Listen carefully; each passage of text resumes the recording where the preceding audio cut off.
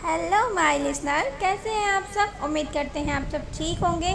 माफ़ी चाहते हैं कि आपको कल पार्ट नहीं दे पाए। उसकी वजह है कि हम बहुत ज़्यादा बिज़ी थे, हमारे एग्ज़ाम्स चल रहे हैं, प्लस आज फेस्टिवल भी था। इसकी वजह से आपको पार्ट नहीं मिल पाए।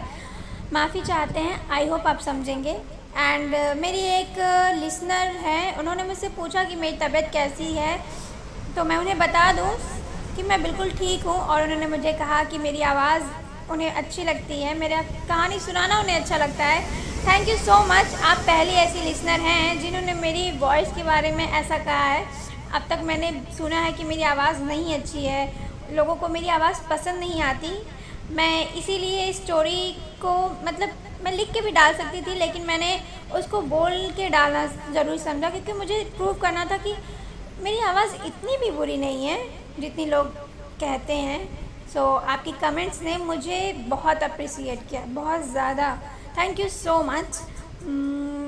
मैं उनका नाम बताऊंगी, लेकिन अपने अगले पार्ट में। उन्हें तो समझ में आ ही गया होगा कि मैं उन किसके बारे में बात कर रही हूँ। तो once again thank you so much. चलिए कहानी को शुरू करते हैं। Yashika, you are only mine. अब आगे। याशिका सौर के सामने आ गई और उसके सीने से लगते हुए चीख उठी, शौर्य, और उसे अपने पीछे किया और खुद उसके सामने आ गई। और दूसरे ही पल याशिका शौर के बाहों में झूल गई। शौर को समझ नहीं आ रहा था कि अचानक क्या हुआ। याशिका की पूरा ड्रेस खून में डूब गया। शौर ने याशिका को अपने गोद में लेते हुए कहा, हे छोटी बिल्ली, क्या किया तुमने ये। सभी बॉडीगार्ड अलर्ट हो गए। शौर की आंखें गुस्से से लाल हो गई। शौर ने गुस्से में कहा, किसने किया ये।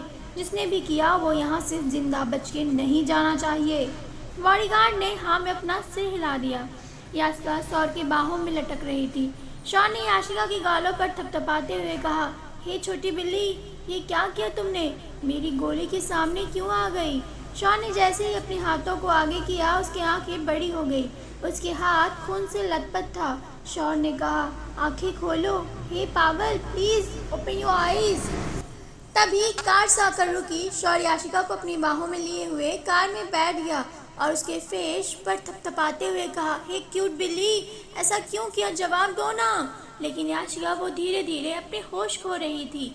याशिका की आंखें धीरे धीरे बंद होते देख शौर ने कहा, हे नो, अपनी आंखें खोलो प्लीज, ऐसा मत करो। और जल्दी से पार्टीशन ऑन कर उसके ड्रेस को उसके बॉडी से धीरे धीरे अलग किया और अपना शर्ट निकाल याशिका के शोल्डर पर बांधते हुए कहा, हे क्यूट बिल्ली, प्लीज बच कुछ देर और। याशिका के पूरा ड्रेस खून से लथपथ हो गया था। शौर ने अपनी शर्ट को उसे बांधते हुए उसे अपने सीने से लगा लिया और कहा, ऐसा मत करो यार, मैं मर जाऊंगा, मैं तुम्हारे बिना नहीं जी सकता, मैं तुम्हारे बिना नहीं रह सकता, मुझे अकेला छोड़कर मत जाओ प्लीज़। याशिका ने लड़खड़ाते हुए कहा, आज आपके सारे बदले पूरे हो गए। आज हमने हर एक कर चुका दिया। और धीरे धीरे अपनी आंखें बंद कर ली। 2 घंटे बाद फार्म हाउस। डॉक्टर की लाइन लगी हुई थी और सभी डॉक्टर भागा दौड़ी कर रहे हैं। और शौर अपने हाथों को अपने सिर पर रखे हुए बैठा था। उसकी आंखें लाल और आंसुओं से भरी हुई थी। उसके सामने वो सीन घूम रहा था जब याशिका अचानक से चीखते हुए उसके सामने आ गई और दूसरे ही पल शौर की बाहों में झूल गई। आज शौर दुनिया का सबसे ताकतवर इंसान होने के बाद भी अपने आप को बहुत ही अकेला महसूस कर रहा था। आज उसे किसी अपने की ज़रूरत थी जो उसे गले लगा कर कहे कि सब ठीक हो जाएगा। तभी डॉक्टर शौर के साइड खड़े उसे कब से आवाज़ दे रहे थे, लेकिन शौर वो तो अपने ही ख्यालों में कहीं खोया हुआ था। डॉक्टर ने शौर के शोल्डर पर अपने हाथ रखे और कहा, शौर सर। शौर हड़बड़ाते हुए उठा और कहा, डॉक्टर, मेरी याशिका कैसी है। डॉक्टर दर्द से थर-थर काँप रहे थे। उनकी आवाज़ उनके गले से निकलने का नाम ही नहीं ले रही थी। डर की वजह से डॉक्टर का चेहरा सफ़ेद पड़ रहा था। शौर ने अपनी आंखें छोटी करते हुए कहा, डॉक्टर, आप इस तरह चुप क्यों हैं। मैंने पूछा, मेरी याशिका कैसी है। डॉक्टर ने काँपती हुई आवाज़ में कहा, हमने कोशिश बहुत की, लेकिन पेशेंट शायद जीना नहीं चाहती, वो बिल्कुल भी सर्वाइव नहीं कर रही हैं। अगर पेशेंट ने सर्वाइव नहीं किया तो हम उन्हें नहीं। डॉक्टर ने इतना ही कहा था कि एक जोरदार थप्पड़ उनके गालों पर पड़ा। शौर ने चीखते हुए कहा, गलती से भी गलती मत करना ये कहने की। आपने उसे अपने उस भगवान से कह दो कि शौर की बीवी को अगर कुछ हुआ तो उसकी सज़ा पूरी दुनिया को मिलेगी। डॉक्टर ने अपने हाथों को अपने फेस पर रखा और कहा, सर हमने कोशिश की है, अब जो भी होगा वो ऊपर वाले के हाथ में है। इतना कह डॉक्टर रूम में चले गए। Under construction building. एक आदमी चेयर पर बैठा था, तभी एक आदमी भागते हुए आया और कहा, बॉस बहुत बड़ी मिस्टेक हो गई। गोली शौर को नहीं लगी, एक लड़की उसके सामने आ गई और गोली उसे लग गई। शौर के बॉडीगार्ड हमें कुत्ते की तरह ढूंढ रहे हैं, अगर मैं उन्हें मिल गया तो वो लोग मुझे मार देंगे। बॉस कुछ कीजिए। इससे पहले वो आदमी आगे कुछ कहता, उसके सिर पर बुलेट लगी और वो वहीं मर गया। चेयर पर बैठा हुआ आदमी उठा और उस मरे हुए आदमी को देखते हुए कहा, और अगर तुम जिंदा रहे तो शौर मुझे यानी वीर सिंह शेखावत को जिंदा नहीं छोड़ेगा, इसलिए मुझे अपने आप को बचाने के लिए तुम्हें मारना पड़ा। यह आदमी कोई और नहीं, वीर था। वीर अपनी गन को लिए हुए वहां से निकल गया। लायला विला। एडम जी शिवांश के पास बैठे हुए थे। शिवांश को इस हालत में देख एडम जी ने अपने दांतों को पीसते हुए कहा, लगता है आप अपनी औकात भूल गए हैं शौर, आपको आपकी औकात दिखानी पड़ेगी। इतना कह उन्होंने किसी को कॉल किया और कहा, ये काम जल्द से जल्द करो। शौर याशिका को इस हालत में देख तड़प रहा था। उसकी हिम्मत नहीं हो रही थी कि वो याशिका के पास जाए। उसके कदम धीरे धीरे पीछे हो रहे थे और वहाँ से निकल गया। अपनी कार में बैठ वहाँ से निकल गया। रात के 8 बजे शौर एक दरगाह के बाहर खड़ा था, लेकिन वो इन सब में ट्रस्ट नहीं करता था।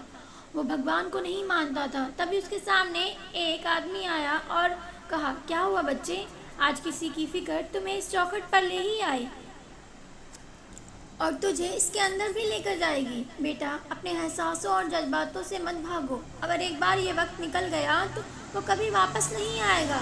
ये सुन शौर की फेस का एक्सप्रेशन बदल गया। उसने अपनी कार का गेट ओपन किया और दरगाह की तरफ बढ़ गया। उसे समझ नहीं आ रहा था कि आज उसके कदम उस तरफ क्यों बढ़ रहे हैं जिन्हें वो कुछ मानता ही नहीं, जिनके लिए उसके मन में विश्वास ही नहीं है। शौर के कदम रुक गए क्योंकि वहाँ 2 रास्ते थे, एक जो फूलों से सजा हुआ जा रहा था और एक जो अंगारे थे। अंगारे के पास खड़ा इंसान चिल्लाते हुए कहा, इस पर चलकर जाओ, तुम जो मांग लो तुम्हें मिल जाएगा। शौर इन सब में बिलीव नहीं करता था, लेकिन उसकी आंखों के सामने उसकी याशिका उसके बाहों में अपनी आंखें बंद किए हुए नजर आ रही थी।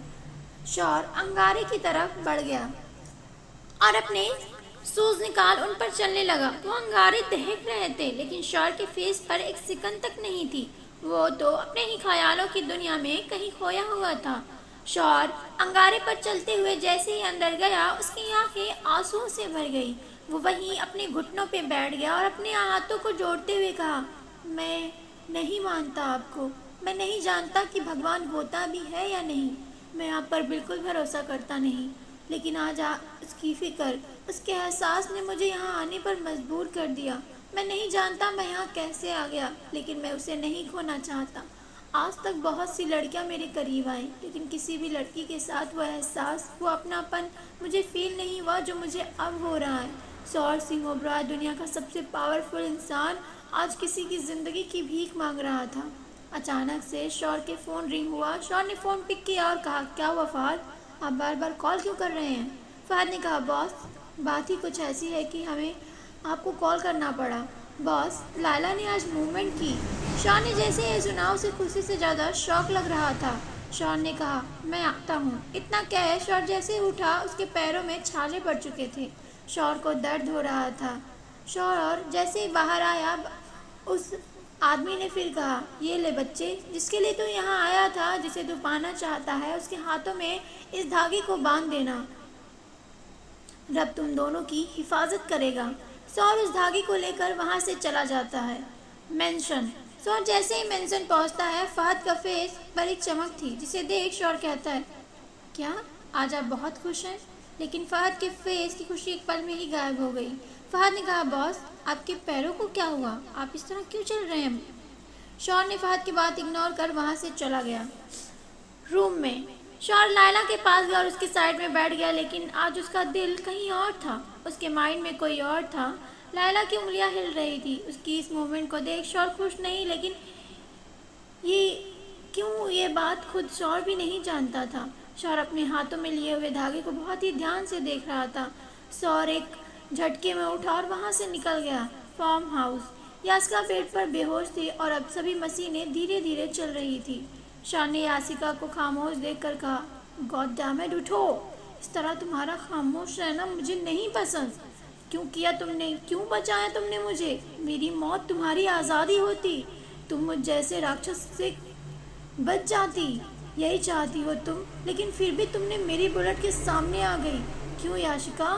टेल मी, बोलो, कुछ तो बोलो। शौर याशिका के ऊपर झुका और कहा, 8 घंटे हो गए लेकिन तुम अभी तक होश में नहीं आई। याशिका, जो तुमने किया इसका जवाब तुम्हें देना होगा। तुम जानती थी कि मैं तुम्हें हर्ट करूँगा, तुमसे जानवर की तरह बिहेव करूँगा। तुमने फिर भी मुझे क्यों बचा लिया? शौर बैठ गया और अपने पॉकेट से धागे को निकाल और यासिका की कलाई पर बांधते हुए कहा, मैं नहीं जानता कि मुझ जैसे पत्थर इंसान में ये चेंजेस क्यों हैं, लेकिन आज मैं वहाँ गया तो उसकी वजह सिर्फ और सिर्फ तुम हो। शौर वहीं यासिका के हाथों को थामे हुए बेड के नीचे बैठ गया और कुछ ही पल में नींद के आगोश में चला गया। रात 3 बजे यासिका चीखते हुए उठी, शौर! शौर की चीख से याशिका की चीख से शौर की नींद खुल गई। शौर हड़बड़ाते हुए उठा और याशिका के सामने गया और कहा, याशिका, क्या हुआ? इससे पहले शौर आगे कुछ कहता, याशिका उसके सीने से लग गई और उसे जकड़ते हुए कहा, आप ठीक है? शौर, आप ठीक है? याशिका शौर को इस कदर जकड़े हुए थी जैसे शौर अभी गायब हो जाएगा। याशिका के हाथों में लगे हुए आईवी खिंच रही थी, जिसकी वजह से खून निकल रहा था और याशिका के अचानक उठने से उसकी स्टिचेस भी हल्की सी खुल गई, जिसकी वजह से उसके बैग पर खून के धब्बे थे। शौर ने जैसे ये देखा उसकी आंखें बड़ी हो गई। शौर ने याशिका को अपने सामने किया और कहा, छोटी बिल्ली, खून निकल रहा है, ये क्या किया तुमने? तभी डॉक्टर अंदर आए और कहा, इन्हें होश आ गया। ब्लड देख डॉक्टर ने कहा, सर आप साइड हो जाएं, हम बैंडेज कर देते हैं। शौर खा जाने वाली नजरों से देखने लगा और कहा, डोंट, जाओ यहाँ से। इससे पहले जिस नर्स ने बैंडेज की उसे आने के लिए कहो। डॉक्टर ने डरते हुए कहा, सर वो चली गई। शौर ने गुस्से में कहा, बाहर जाओ अभी के अभी। सभी डॉक्टर बाहर चले गए। शौर जैसे ही याशिका की टी शर्ट के बटन ओपन